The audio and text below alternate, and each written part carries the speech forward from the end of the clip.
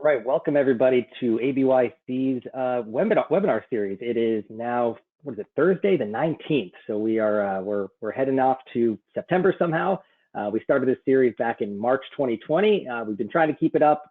As the fall picks up, we'll continue to have some great topics here. Today we have installing lithium-ion systems, and we have Bruce Schwab from Ocean Planet Energy, which I spelled wrong on my slide, Tom Whitehead from Ocean Planet Energy, which I spelled correctly, and Craig Allison from Maz Ocean. So they're going to take us through some really interesting stuff today. I hope you guys enjoy it. Before I turn it over to them, I got a couple things I got to cover here. First off, here we go. So first off, our standards manual. This is a big update this year. So I'd encourage you, if you didn't look at it, I think it was our biggest ever, 20 some odd standards, including E11 and including a lithium-ion technical information report that I know Bruce had some part in too. So if you haven't taken a look at that, definitely take a look. You can purchase it. Or you can access it online. As always, we have our standards week coming up. It's planned on being in person down in Charleston this year. So if you were there last time in Charleston with us when we had the snowstorm, hopefully we have no snow this year. So we got a couple different things going on there. We have our Marine Law Symposium again, which is focusing on product, professional, and personal liability. We always have a standards course there, and of course the PTC meetings always meet there to update the standards. And if you never participated in that, I highly encourage it. We also are partnering with the Coast Guard on a virtual event for risk mitigation series. So we're covering some things regulated versus unregulated, designing for the environment, future, ratings for range, and all sorts of good stuff there. So more info on that, and registration will be open in mid-September. So keep an eye out for that one. Certification classes, we have some good ones coming up online. As always, we have systems, standards, diesel engines, and electrical. And we do have an in-person scheduled class in Annapolis for electrical in November. So pending any changes, we do plan on holding that course as of now. So if you've been waiting for an in-person class, we have one on the calendar now. As always, I want to thank our sponsors for these. We have CWR as well as Ward's Marine Electric. Great partners of ours, and we always appreciate what they do for us. And if you're interested in any sponsorship of any of our events or these webinars, feel free to reach out to myself or Kevin Scullin in our membership department. And lastly, CEUs. So we do give continuing education units for these. There's two ways you will get those. There'll be, one is the email follow-up. So if you're watching this live, there'll be a follow-up email that'll come to you that'll have a link to apply for CEUs. If you are not watching this live and you're watching it on YouTube after, a link will pop up at the end of the video for you to see that. So either way, you'll be able to get your CEUs. We do allow for questions here. We don't allow for hand raising. That'd be too complicated, but we do have a little question box. So at the end, we will have some time for questions. If you have them, type them in as we go along, and we'll try to get to as many of them as we can within the hour here. So with that, I'm going to stop sharing my screen. I'm going to turn it over to Bruce, let these guys introduce themselves, and get rolling here. All right, Bruce, you should have control. I'm going to drop off screen if you guys want to give yourselves an intro and get going. Great. So I don't know if you guys are seeing my screen yet or not. And yep, we are. All right, excellent there. So I'm Bruce at Ocean Planet Energy. We've been doing marine energy systems for quite a long time. And I'm technically not an electrical engineer. I just became an electrical geek after sailing around the world a couple times and trying to keep things running. And we don't do actual installations ourselves. We work with ace installers like Craig with Maz and many others in the background, as it were, even though we often field these inquiries to start with. And what I want to talk a little bit today is about what we initially present folks when we get those inquiries, about the information that gets gathered in order to put together a system proposal and give them an idea of what the whole system upgrade would wind up being. So I am looking at not my own screen right now. I still have the whole webinar thing on here, so I need to lower that down. Let's see. David, remind me how I do that again. Should be a little camera button. So yeah, if you want to just push a little camera button on the right-hand side, that should turn your camera off, and then you should be good. Same thing for you, Craig. You can turn your camera off for now, and we'll pop back on for questions at the end. It looks like Tom had some technical issues, so we may not be jumping on. Yeah, Tom's I got some technical issues there now, but okay. Yeah, I'm still seeing myself here, so I need to turn that on. Let's push it once and wait a second and it should turn it off. Let's see. There we go.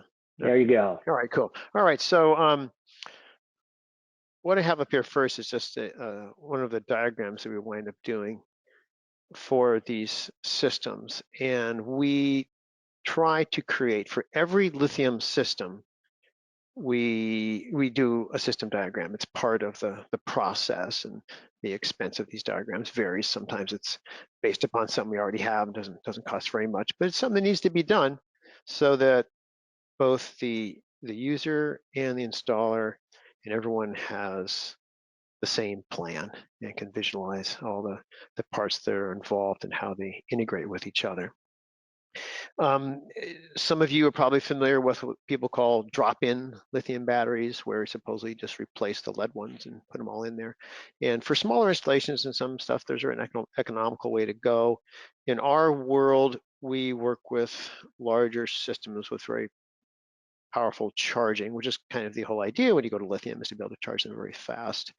And even with lead batteries, when you're going to charge them very fast, the charging system gets upgraded and the control of the charging system gets upgraded. So for us, that's part of the picture with virtually all of our systems, is this system integration. And we sort of have a routine set of questions that we run through when we get a lithium system inquiry. And one of the most important things to know from the very beginning, now, and this is relevant whether it's a lithium system or not, and because it has to do with the peak, what the system has to be designed to support. And will be a peak electrical loads. In other words, what are the maximum AC and DC loads combined that are going to be on the system? You have to design your system to support that. Your inverter chargers have to be able to support your peak AC loads when they all turn on, and the batteries need to support your peak. Let's say you have some high peak loads like a bow thruster, a DC bow thruster, or windlass winches.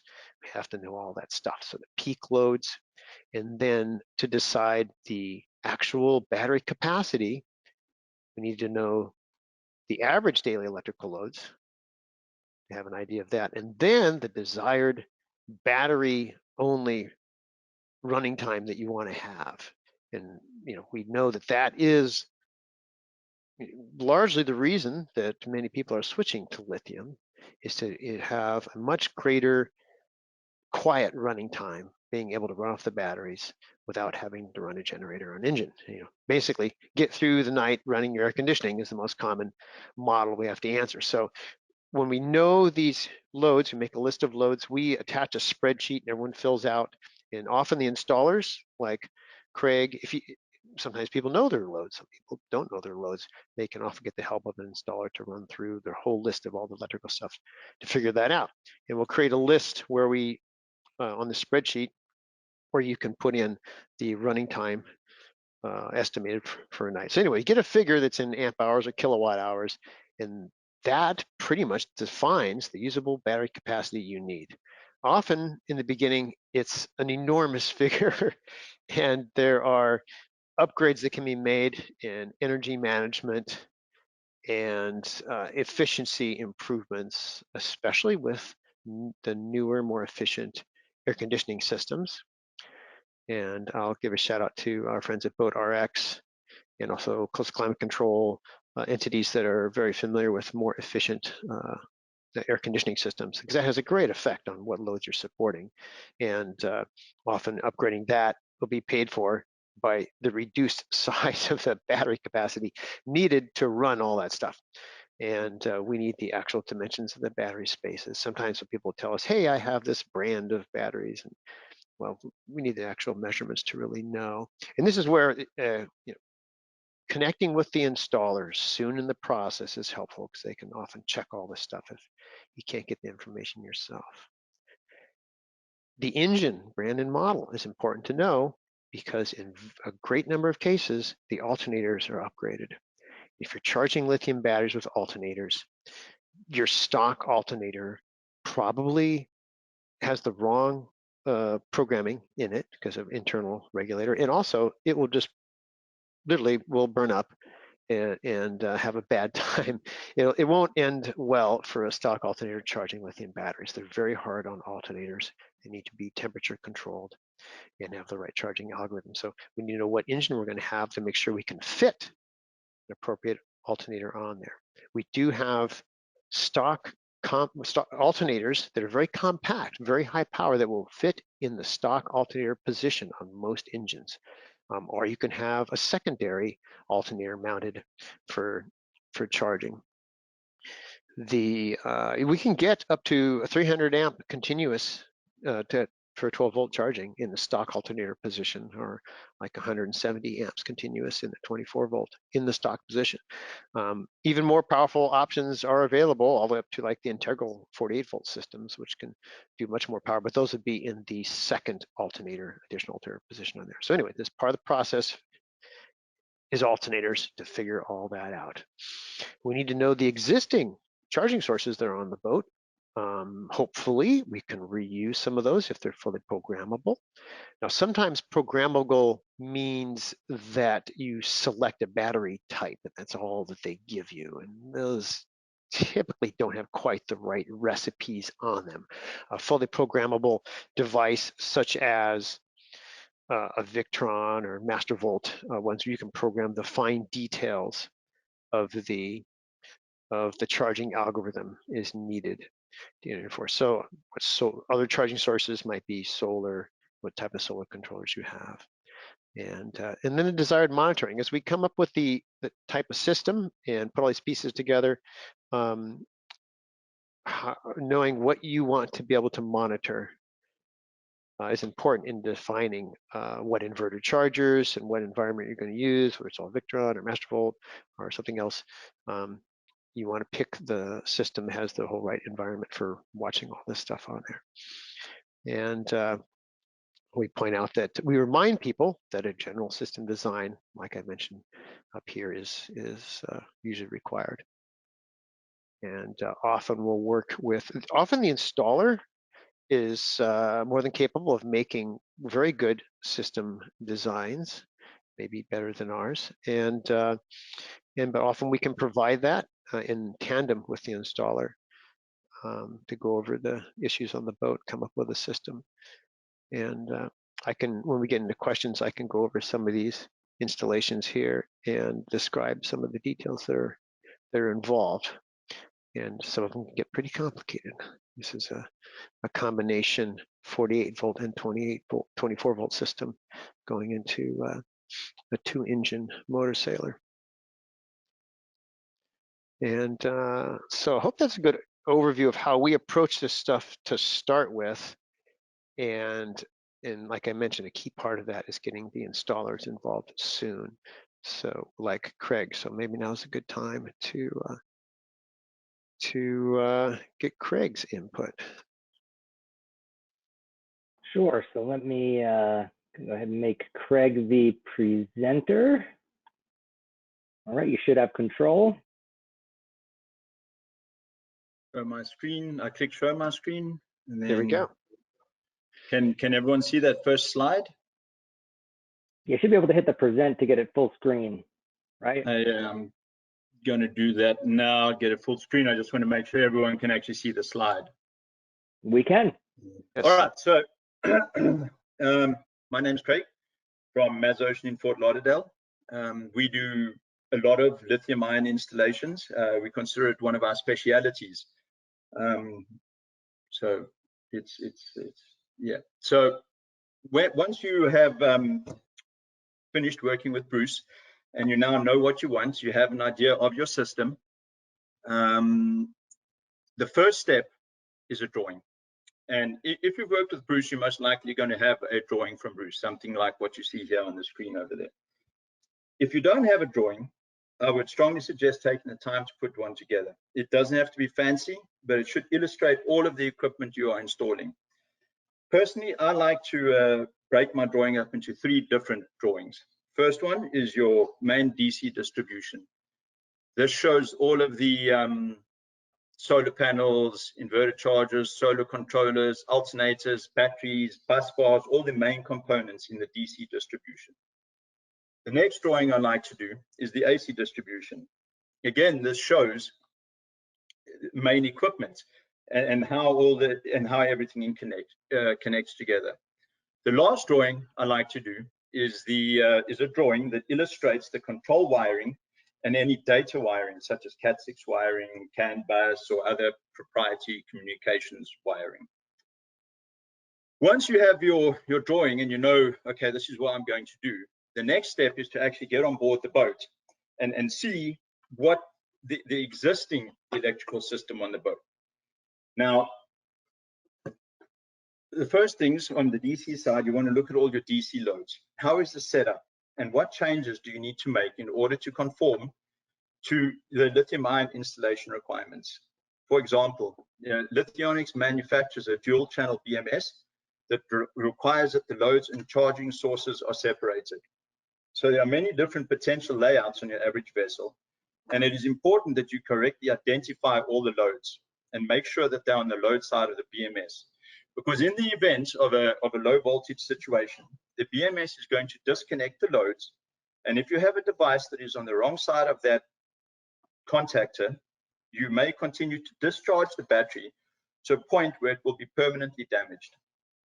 On a lot of boats, I see tracking and security systems that are wired directly from the battery. And whilst these are not high draw items, if they draw just half an amp an hour for 5 days, they will catastrophically damage a already depleted battery bank. So it's important that you correctly identify all of your loads. Same thing goes for charging sources. You need to know where all your charging sources are going. If your charging source is on the wrong side of a BMS, let's say you incorrectly put your charging source on the load side, and the battery now is getting flat, and the BMS disconnects the loads, well, it can't charge now any longer because the charge is on the wrong side of the BMS. Next thing to consider is engine starting. There are a lot of manufacturers that actually will start the engine from the house battery bank. Some lithium-ion batteries, some manufacturers say it's okay to start an engine from their batteries. I personally don't like it, and my suggestion, if you are one of those people that has that the engine starts off of the house battery bank, I would strongly recommend installing a dedicated engine start battery. Charging relays. This is a common component that we see on many boats, and it is important that your lithium-ion battery bank is isolated from engine batteries. So if there are any voltage sensitive relays or charge relays, I would say it's prudent to remove them so that you don't end up overcharging or damaging either battery bank. AC considerations. You need to consider your AC sources. In the majority of these custom lithium-ion installations that we're involved with, the customer wants the ability to run all of their AC systems, including air conditioning, hot water heaters, engine start, battery chargers, etc., and using an inverter. And they want to be able to recharge the banks quickly.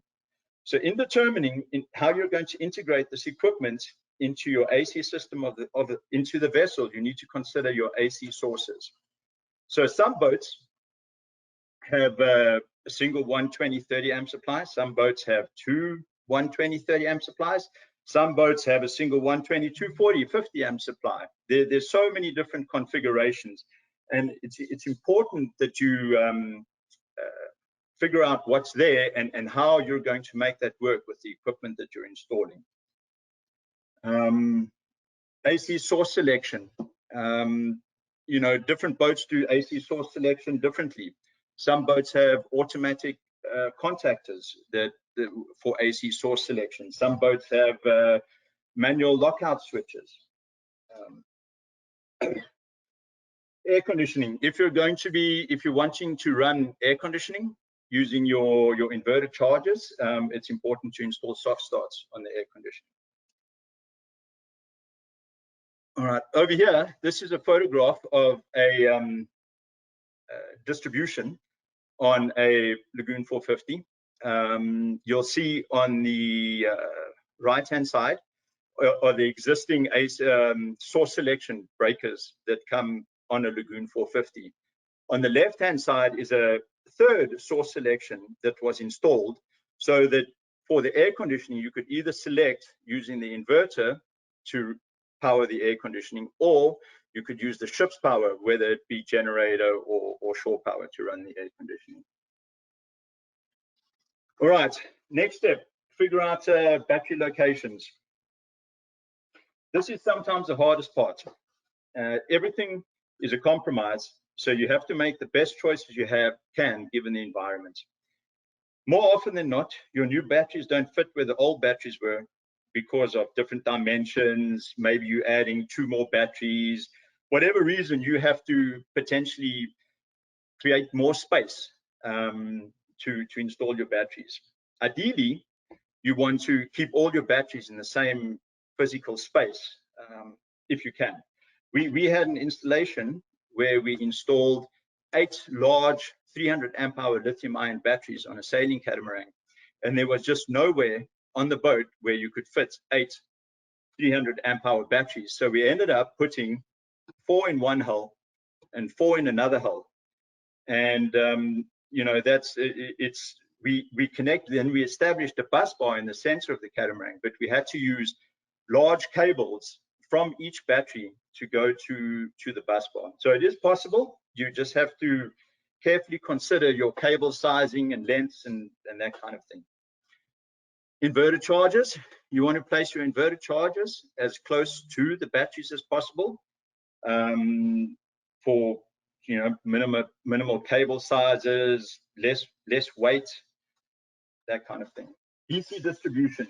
DC distribution takes up a lot more space than you think it does. So you need to, when you're considering, okay, I'm going to bring all my batteries together to a central bus bar, then I'm going to have my inverters go up here, and I need switches for the inverters, and I need fuses for the inverters. All of that equipment, the fuses, the bus bars, the switches, that takes up sometimes more space than the actual inverters does. Temperature and ventilation. Lithium-ion batteries, a lot of them like to operate within a specific temperature range. So, you know, if you're planning on installing these in an engine room, you need to make sure that that engine room is not going to create more heat than what is allowable. So you may need to install additional ventilation in order to make sure that you don't overheat the batteries. And of course, all wire runs, the shorter the wire runs, the better. All right.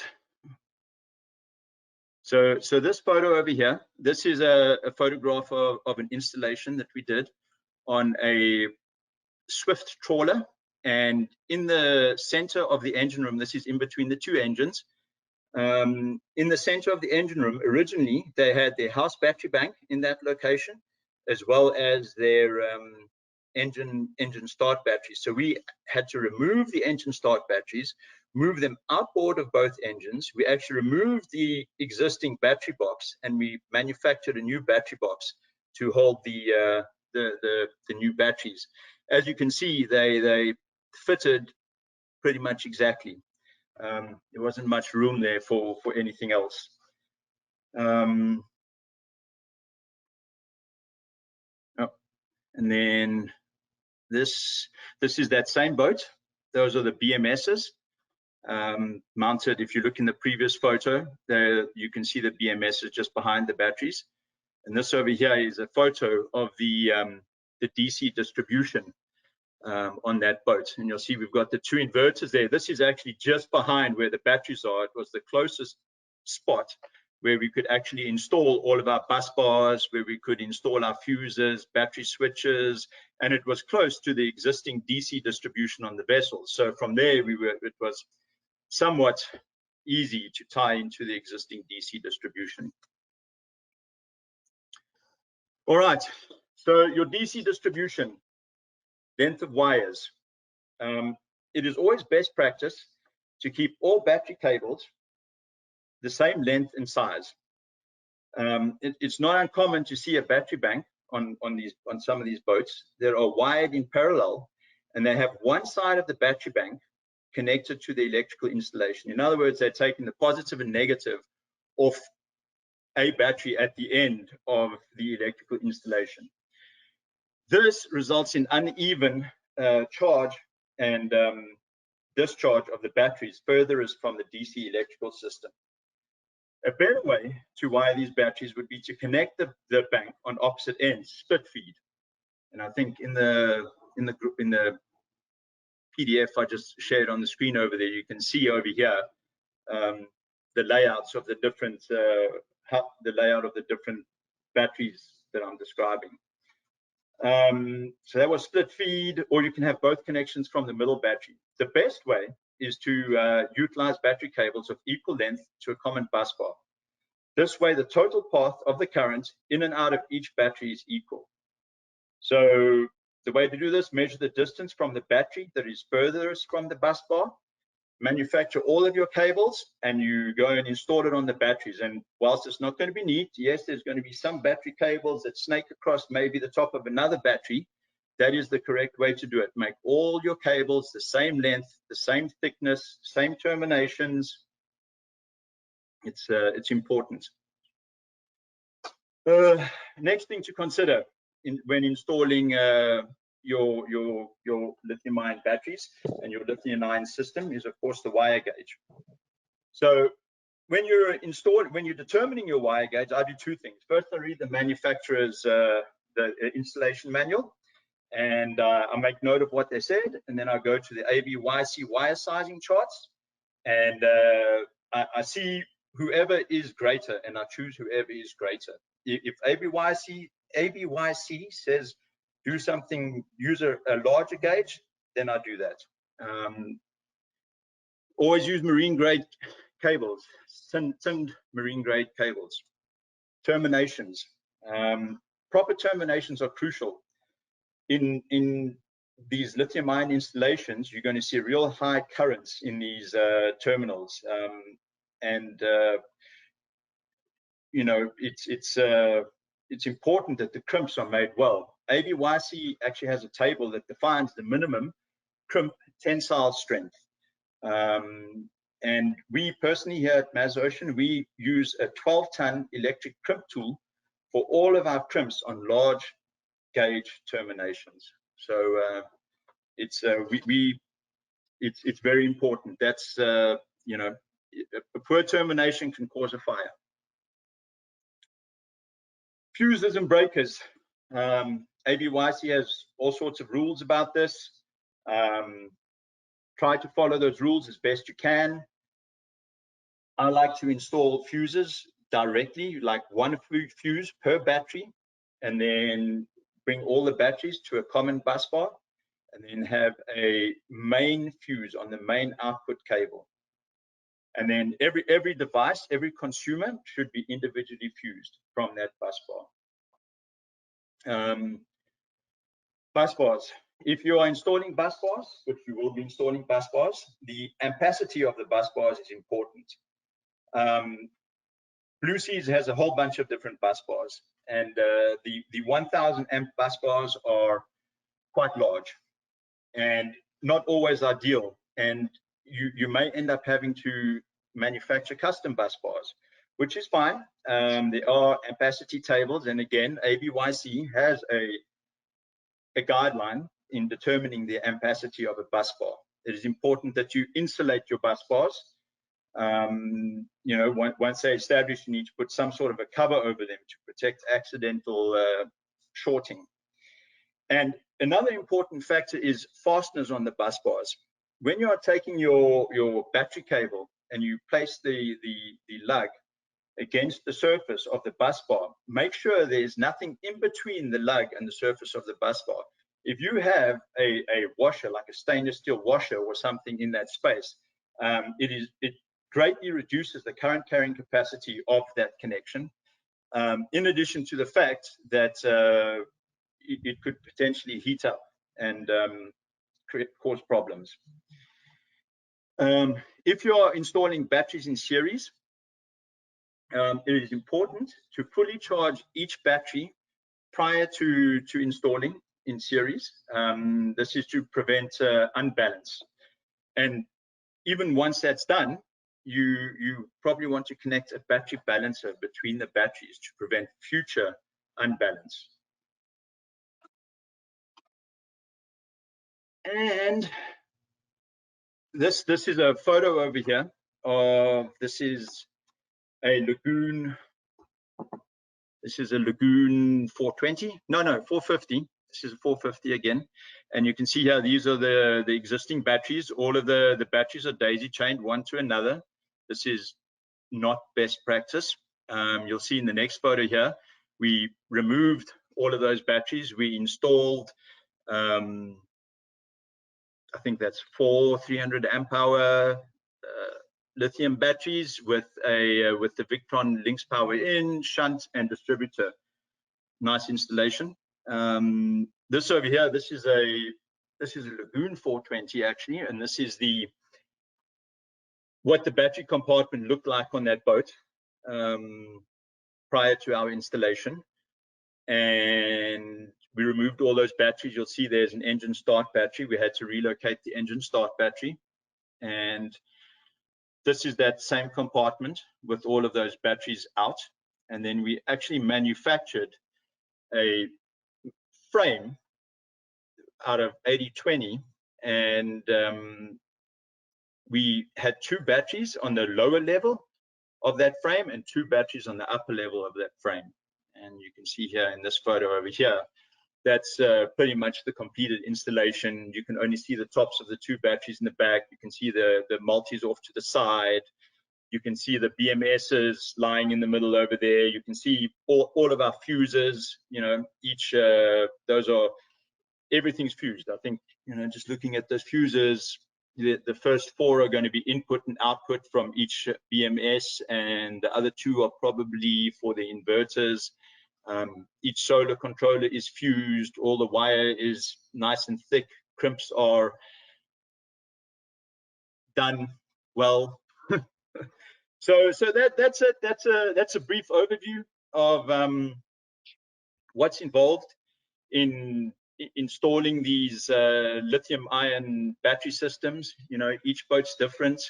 Whenever we approach it, we try to look at what's there already and try to fit in. You know, starting from scratch is well, not always an option, and of course is expensive and not necessary. So, you know, the hard things are figuring out what's there and how you can fit in without reinventing the wheel, and then finding location for all of the equipment. That is always a challenge.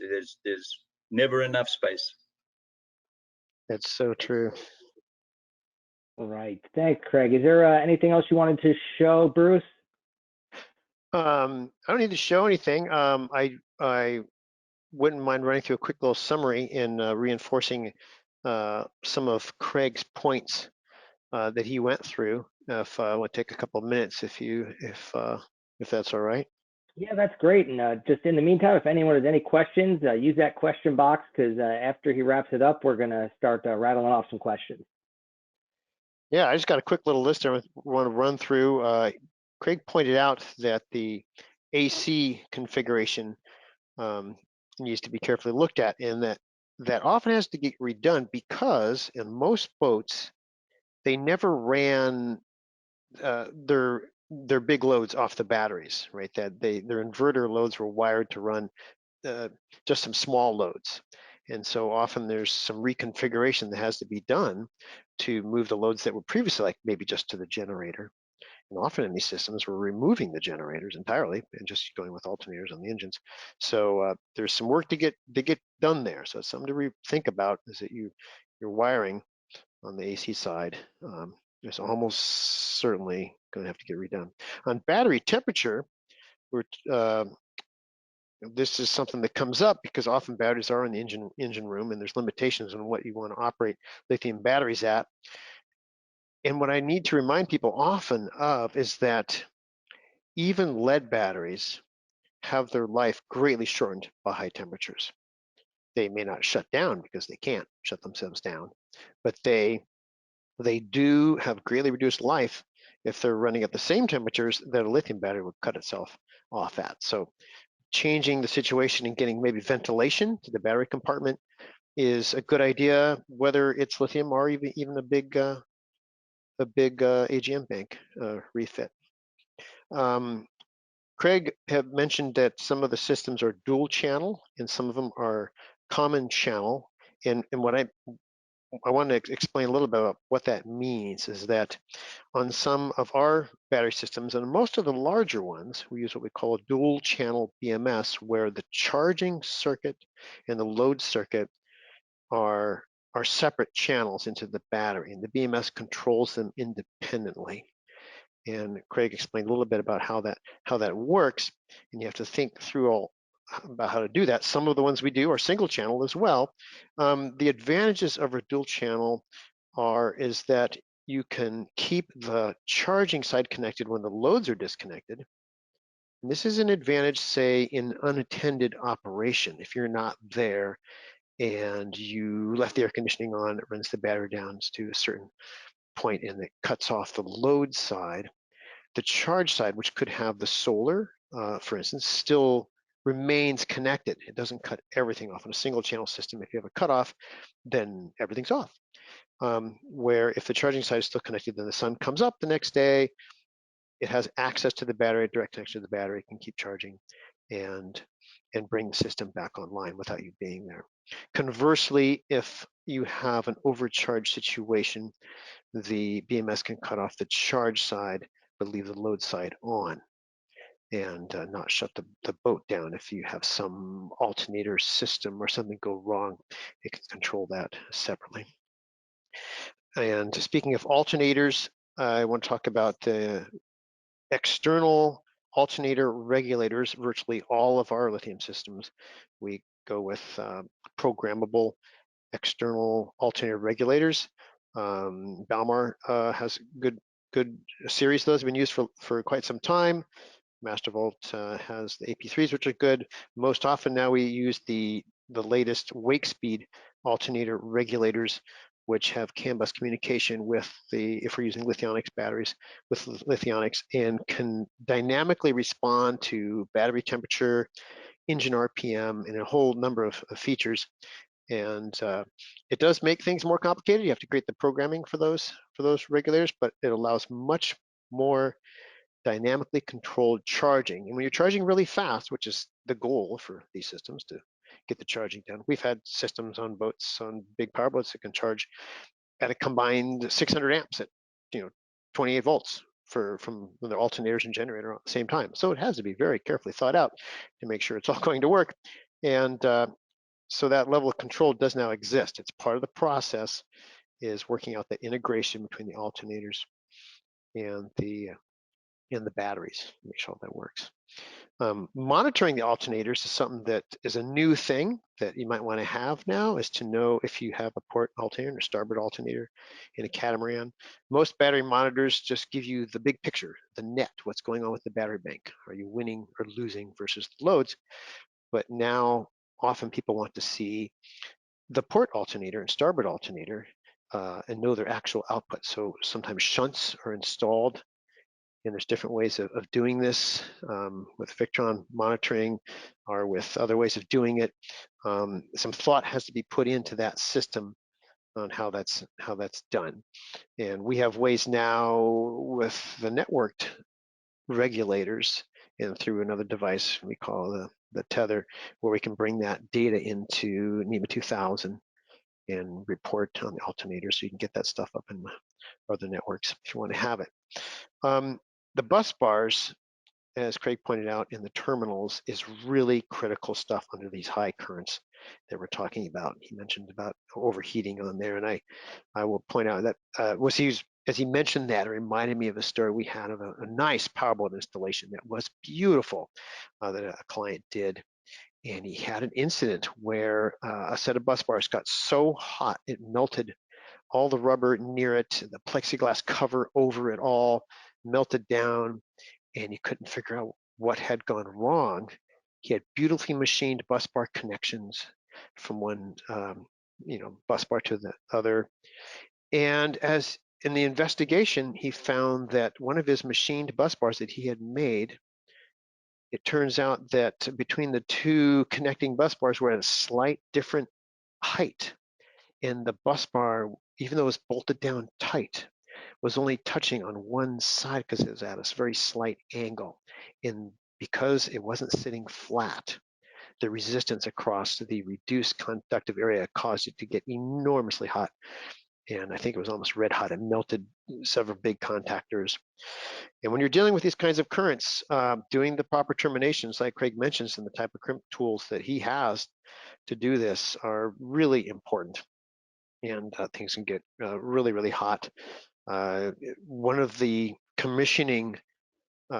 recommended commissioning practices is when systems are running to run them at full current when they're new, charge at full power, and use a heat gun or a floor camera to look around for anything getting hot. Maybe there's a nut that someone forgot to get tight, and you want that stuff to show up on there. Another instance I can remember is a new catamaran, a newly commissioned, beautiful catamaran, beautiful installation project, was on its maiden trip heading south, and they had an incident where the fuses from the charge bus from the alternators blew and disconnected the alternators from the batteries, and which fried the alternators when they became open circuited.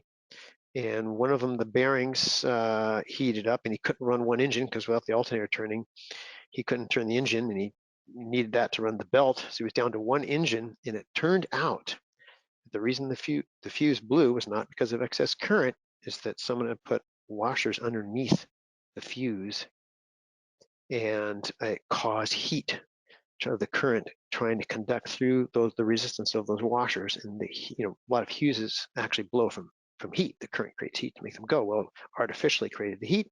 Fuse blew, open circuit everything. Disaster ensued. So once again, with these high current installations, the connections and conductivity has to be planned out. So that's just stuff I just wanted to reinforce that Craig went through there. All right, I think we can get some question and answer now. If you guys want to throw your cameras back on and make it a little easier here, and I can start asking you some questions. Right. So first question, obviously a popular one. What are the fire containment and suppression methods for appropriate lithium-ion installations? The information that we've been getting, we work very often with Lithionics, and they have worked out with some fire suppression entities some very advanced systems where they can inject into the battery boxes themselves. It's very, very hard to put out a lithium fire if it starts. But in general, we don't really have to worry about it much if the system is properly set up, because with the use of the lithium iron phosphate cells, most everyone probably knows that most of the marine lithium systems use lithium iron phosphate. But even in the lithium iron phosphate family, there's different types of cells and different types of cell separators in the construction of them, and there's different levels of heat suppression and to make them automatically shut down if they get hot. Well, for instance, in Lithionics case, they use a type of cell and cell separators in there that even if you forcefully overcharge the battery, and this is one of the things they had to go through to get their UL 1973 listing in the testing, is even if you bypass the BMS and forcefully overcharge the battery with a continuous charge source, it can't go outside the box. And they're in these aluminum cases, and they won't burn hotter than 300 degrees Fahrenheit. So if you have a battery tray and the containment system, fiberglass that for the heat deformation is not going to go anywhere at 300, then it'll just stay inside the case. They have a vent on the case. You can, if you think it might happen, you can vent them, outside the battery compartment, which is what lead batteries need venting. Those compartments need venting as well. You can try and put out, usually the fire source is something that's external to the battery. that would be causing it to heat up.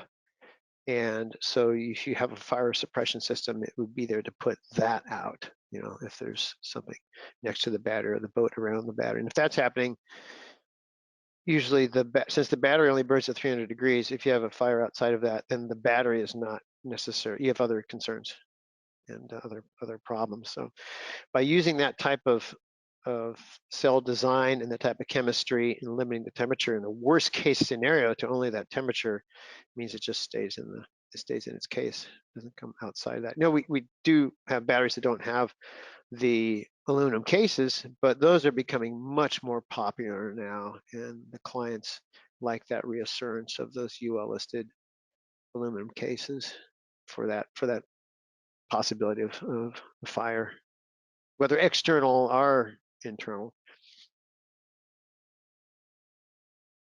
Craig, you got anything to add to that? No, nothing more to add.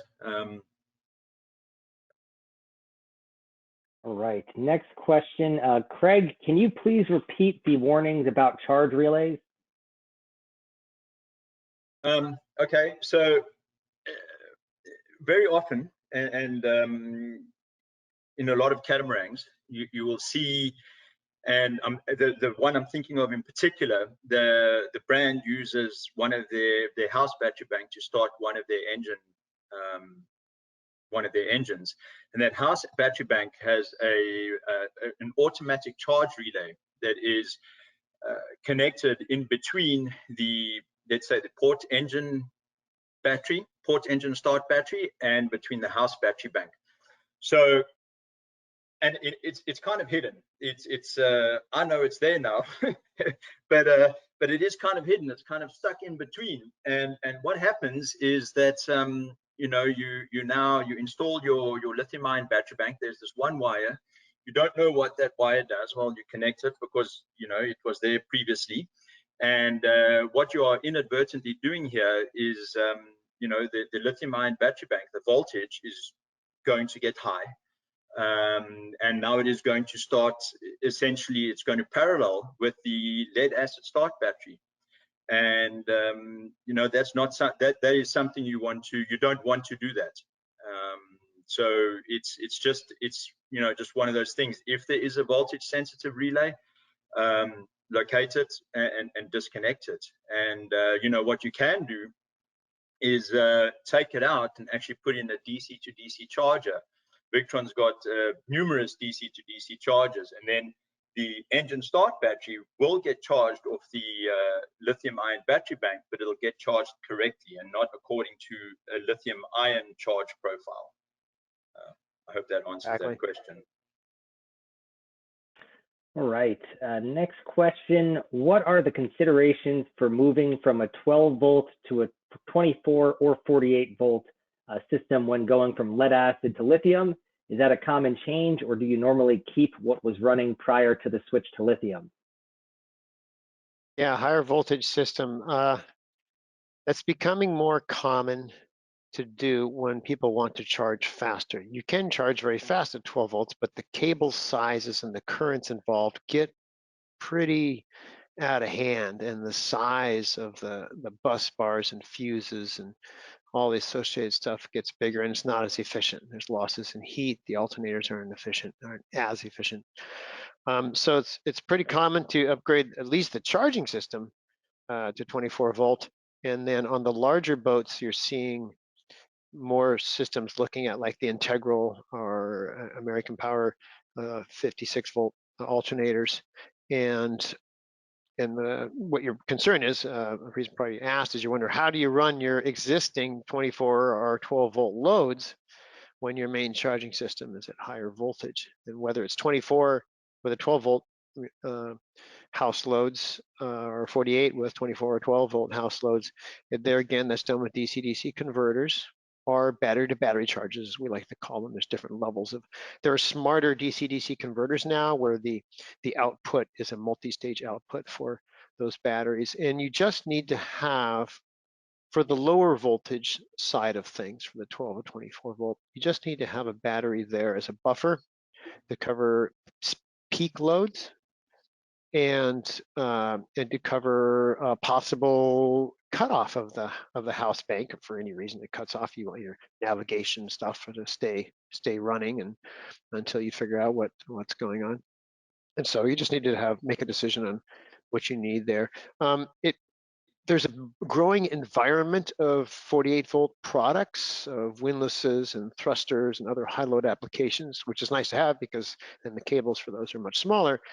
But you can still keep the 12 or 24-volt ones and just have a buffer battery there. And a lot of boats already have a dedicated bank to a windlass or thruster, and you can keep that, and then you just have to install either a battery charger, or often you can use an AC/DC charger. If it's a boat with fairly high loads, there's an inverter running much of the time anyway, and rather than run monstrous cables up to the charger in the bow, you could run AC wires and have an AC/DC charger for that dedicated bank, or both.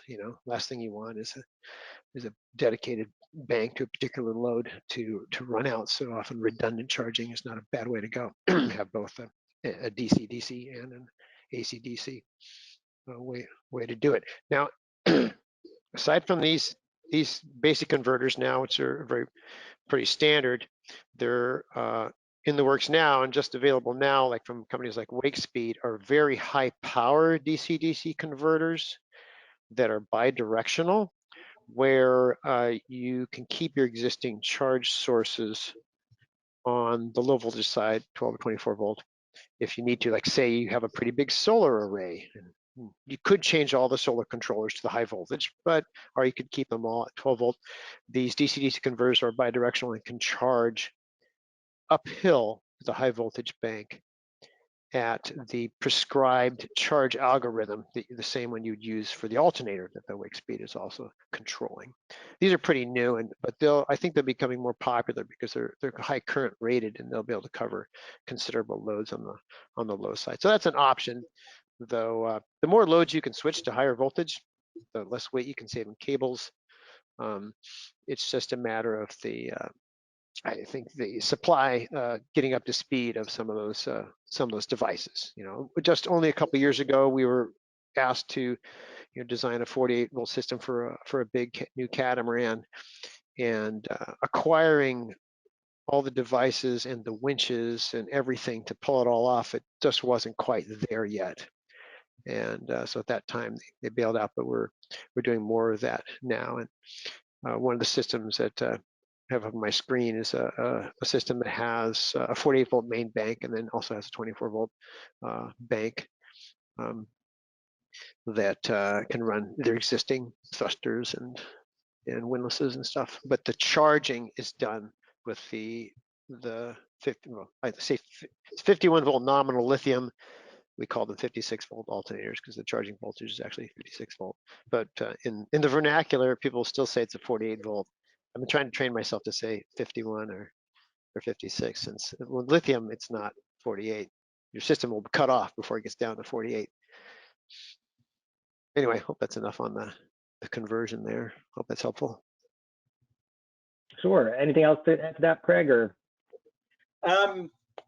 what Bruce said. Yeah, we've done a few systems where we've installed 24-volt banks, and we've done it where we've used exclusively DC to DC converters to run all of the 12-volt loads, and it successfully operated the windlass, which was the one I was concerned about the most. I don't think that's ideal. I think that the best way to do it is you have your 24-volt bank for your inverters and so for your AC power generation, and then you still have a smaller 12-volt bank for all the existing systems, because it's not practical to swap out all your 12-volt equipment. So I think a good solution there is a large 24-volt bank and a small 12-volt bank. Right. Craig, could you tell us the model of the electric crimper you mentioned you use for lugs? It's a DeWalt. I like DeWalt. So it's a DeWalt, I think it's the 20-volt. DeWalt 20-volt electric crimp, 12-ton. They've got a few different ones, but it's the 12-ton one that we use. And I think it cost, I got a refurbished one, and it was still about $3,000. It's not cheap. but we do them every day, so it pays for itself. Cheaper than a fire. That's true. I know we mentioned venting. What gases are it similar to lead acid, like hydrogen, or do they vent other gases? That's kind of the hint of a few of these questions here. It's something different. It's still not pleasant. And for some reason, hexane comes to my mind. But I shouldn't be quoted on all that. That's something I would gather from lithionics more directly. It's not hydrogen, but if you forcefully get a lithium battery to vent it, it does let out some stuff you don't want to inhale. But I don't believe it's not as flammable in itself. The gas itself is not as flammable, but it's as I mentioned before, it's pretty hard to do that unless you somehow manage to bypass the whole protection system that's designed around the whole setup. I think we've had some old batteries that where some cells, for one reason or another, deteriorated, or maybe the system had a pretty rough life, and some old batteries where some cells did vent off and the system caved in, but it was not a dramatic situation. People said there was a bit of there was an unpleasant smell, and when the battery was tested and taken apart, you could see that there was some white powder around the vents of the thing, but there wasn't a big meltdown or anything like that. But lithium systems very rarely cycle out. That is, people actually cycle them to their end of life, because their cycle life is just enormous.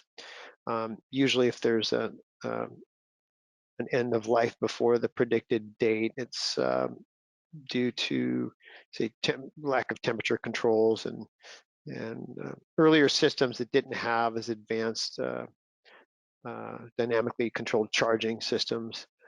I remember in the early days, I've been selling lithium batteries for a long time, the cell manufacturers touted 3C charging, 3 times capacity charging. You could charge a 100 amp hour bank at 300 amps. And, that was a great selling point, but when they didn't find out until later that shortened battery life, they didn't last as long if you did that. And the recommended charging now of lithium batteries is usually 1C max, and some of them would be only 0.5 C. And I'll branch off a little bit here into the charging thing, with something to look at very carefully when you select lithium batteries, as many of the so-called drop-in ones with MOSFET style BMSs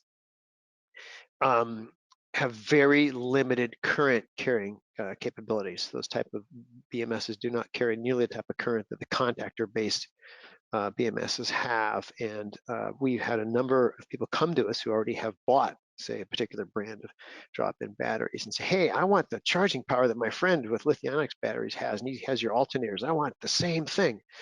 So, what batteries do you have? If you looked up the charging rate, it says, I have 900 amp hours. I should be able to handle it. Nope. They can only handle 50 amps per battery. You can charge at 150 amps, buddy. That's all you got. And so it's very careful. Need to look very carefully at the capabilities of each type of battery. Look at what it can really handle. It isn't so much just the cells; it's the BMS system and what it can run through itself. All right. Well, that puts us at the hour mark. So I really thank you again, Craig and Bruce. I really appreciate you guys taking the time today. I know I got a bunch of comments here, people saying how much they learned, and they learned a lot of great stuff from you. So I really appreciate it. I know Tom was trying to make it, and he had some technical issues, so thank Tom for us too. If you guys are watching this on YouTube, you'll see a link pop up somewhere to get the CEU credit. And beyond that, thanks everyone for attending, and thank you guys again, and we will see everyone at the next one. If you're in Florida and you're thinking about getting installation, call Craig. He knows what he's doing. We'll have a link to both companies will be in the follow-up email you'll get tomorrow. So we'll look forward to seeing everyone next time. And thanks again.